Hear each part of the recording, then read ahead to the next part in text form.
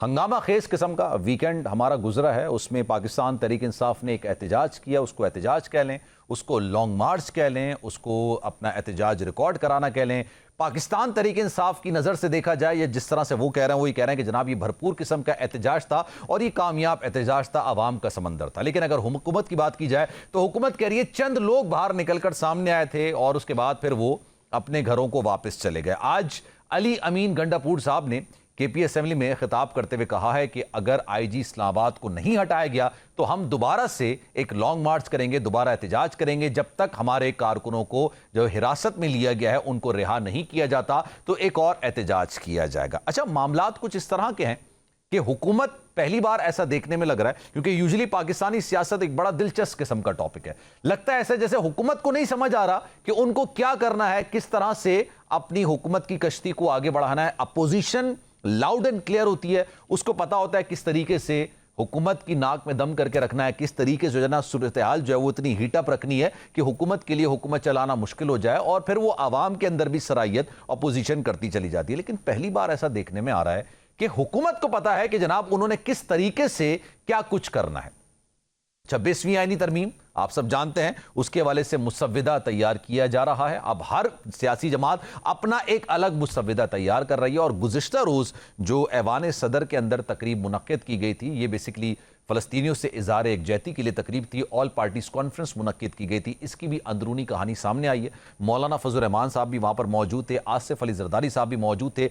अब ये बात का गालिबन शायद फैसला कर लिया गया है कि शंघाई ताउन तंजीम के इजलास के बाद 15 या 16 तारीख को, 16 अक्टूबर को, 15-16 अक्टूबर को जनाब ये 26वीं आईनी तरमीम का मुसव्विदा कौमी असम्बली में ना सिर्फ पेश कर दिया जाएगा बल्कि इसको मंजूर भी करा लिया जाएगा।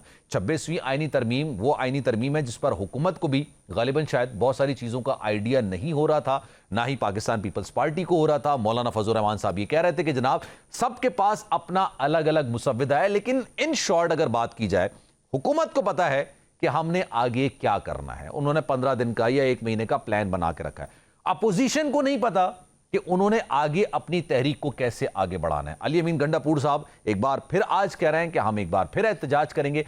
अगर ये एहतजाज इसी वीकेंड की तरह का हुआ तब इसका कोई हासिल हुसूल निकलेगा या नहीं निकलेगा। अभी तक पाकिस्तान तहरीक इंसाफ ने जलसे भी किए हैं, अभी तक उन्होंने लॉन्ग मार्च एहतजाज भी कर लिया है, लेकिन उसके बावजूद सूरत हाल खास तौर पर पाकिस्तान तहरीक इंसाफ के लिए कुछ बेहतर होती हुई नजर नहीं आ रही, बल्कि शायद बद से बदतर होती हुई सूरत हाल महसूस हो रही है। और इसी दौरान स्पीकर कौमी असम्बली अयाज सादिक साहब ने एक खत लिख दिया है जनाब इलेक्शन कमीशन को, और उन्होंने अपने खत के अंदर मौकिफ अपनाया है कि सेक्शन जो इलेक्शन एक्ट तरमीमी बिल है उसके सेक्शन 67 और 104 के तहत और आइन के आर्टिकल 51 के तहत आप मखसूस नशिस्तों को अलॉट करें।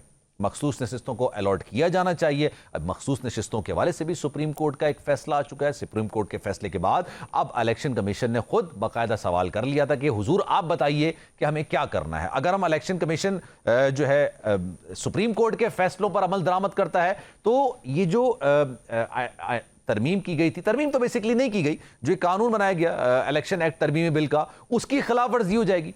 और अगर इलेक्शन एक्ट तरमीमी बिल का पर हम मखसूस नशिस्तों को अलॉट कर देते हैं तो हुजूर वाला आपके जो ये फैसला है उसकी खिलाफ वर्जी हो जाएगी। लेकिन आज इन तमाम चीज़ों पर ज़रा डिटेल में बात करेंगे कि अपोजिशन में मौलाना फजल रहमान साहब भी हैं, अपोजिशन में पाकिस्तान तहरीक इंसाफ भी है। मौलाना फजल रहमान साहब के हवाले तक तो आसिफ अली जरदारी साहब ने भी, नवाज शरीफ साहब ने भी कहा है कि इनको साथ लेके चलना है, इनकी जितनी भी जो मुसव्विदा तैयार किया जाएगा। और शुनीद है, खबर है कि 80% मुसव्विदा ना सिर्फ तैयार कर लिया गया है बल्कि उस पर इत्तेफाक राय भी कर लिया गया।